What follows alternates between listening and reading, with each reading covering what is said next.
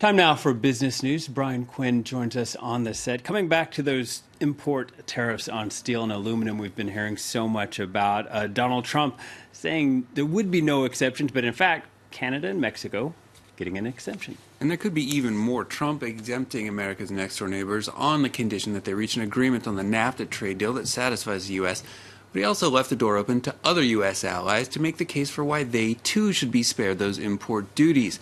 Now, sitting on the sidelines of a trade war is apparently much preferable to fighting in it. Already, foreign governments and industry groups are pushing for exclusion from the tariffs. The EU's trade chief saying Europe should be spared. Japan also saying it will push for exemption. Australian Prime Minister Malcolm Turnbull making the case for his country based on 100 years of mateship. Here he is. Whatever complaints the United States may have about other trading relationships, it has no complaints with respect to Australia. America has a trade surplus with Australia, a large one, in fact. And so we make our case very simply that whether you look at it from a strategic point of view, from an overall economic relationship point of view, whether you look at it from a trade point of view, there is no case for imposing tariffs on Australian steel exports to the United States. World leaders reacting. Those tariffs obviously a very big deal for Asian markets. Well, mining shares definitely taking a hit, especially there in Australia. Asian equities indexes overall, however, rather buoyed by reports of a planned meeting between Donald Trump and North Korean leader Kim Jong-un. Investors also looking ahead to a big U.S. jobs report later in the day. Japan's Nikkei closing up nearly 0.5%. The Kospi in South Korea up over 1%. Hong Kong's Hang Seng also up over 1%, with the Shanghai Composite closing up around 0.5%. Donald Trump isn't the only one making protectionist policies to boost his country's job market. India playing a similar strategy. That's right. French President Emmanuel Macron is on a 4-day tour of India, looking to promote France as New Delhi's new partner of choice in Europe when Britain leaves the EU. Macron's visit comes as India's Prime Minister has announced a host of new customs duty on imported products, from orange juice to mobile phones. Alexander Alcott has the story. An economic U-turn by the Indian Prime Minister. Narendra Modi has increased the customs duty for around 50 different imported products, including orange juice, shoes, candles, mobile phones, kites and perfume, all facing taxes of between 20 and 35% when they cross the border into India.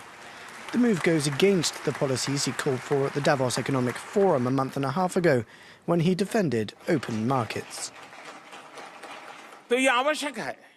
It is not necessary for competition between the big countries to lead to walls being built between states. So what's the reason for the apparent change of heart? Well, according to the Indian Finance Minister, increased duties are the only way to protect Indian companies and their workers, especially from cheap Chinese goods flooding the market in India. The measures taken by India are not fundamentally directed towards the West. It is not essential to block French products, for example, but it's more directed towards the very cheap products that are exported by China. The protectionist measures could also be aimed at pleasing the public, as there are elections planned for 2019, although they could well be called ahead of time this year. And finally, for business, it's Judgment Day for the infamous Pharma Bro. That's right. Disgraced former pharmaceutical CEO Martin Shkreli is set to be sentenced today in Brooklyn. The 34-year-old gained notoriety for jacking up the price of a life-saving drug by 5,000%. That notoriety compounded by his provocative social media presence as he became an international pariah. Now, Shkreli faces as much as 15 years behind bars for securities fraud charges related to theft from hedge funds he ran. The judge has already ordered him to forfeit over $7 million in assets, including a one-of-a-kind Wu-Tang Clan album purchased for some $2 million. Last year, the Pharma Bro posted on Facebook offering a $5,000 bounty to anyone who could steal a lock of Hillary Clinton's hair, causing his bail to be revoked with that. Ahead of his sentencing, one Shkreli supporter argued for leniency, citing his social media output as performance art. Cultural good for us all, Will. We really need that.